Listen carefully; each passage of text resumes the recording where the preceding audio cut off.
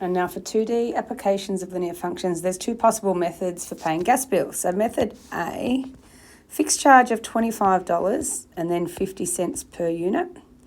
And B, $50 and 25. Determine the number of units.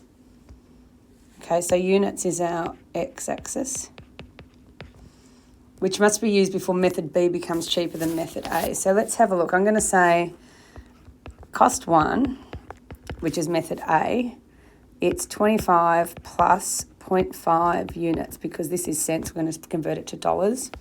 For method B, it's going to be $50. So you pay a bit more up front, but it only costs you 25 cents per unit of gas. Determine the number of units. So we want to find where they equal. So it must be method B because it costs a bit more to start with. It's more expensive to start with, but if you use lots of gas, it'll be cheaper.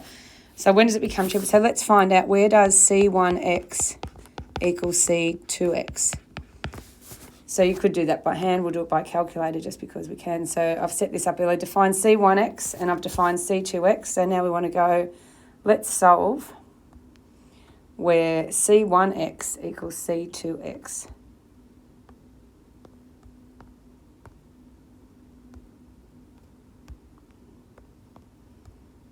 For x. And it's when x equals 100. So what have we answered the question? Determine the number of units, which must be, so method B, cheaper for more than 100 units.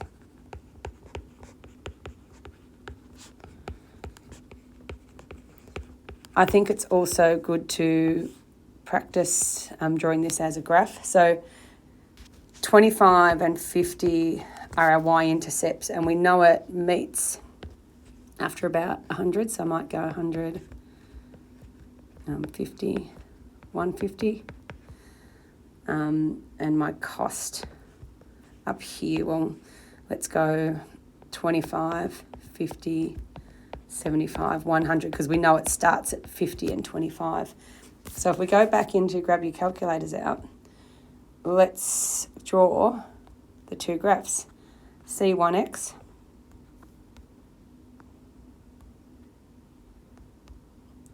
x, and let's draw C2x.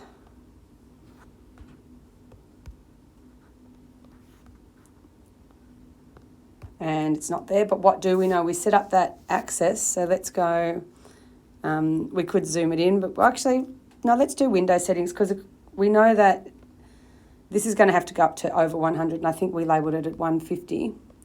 And then with the y, we're not really about the negative, so that's okay. I'm going to leave that there, but we thought maybe 100. So let's maybe also go 150 to give ourselves some room.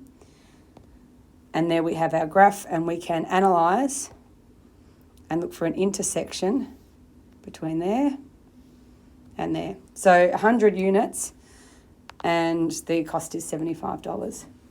We're not actually asked for the cost, but it would be $75.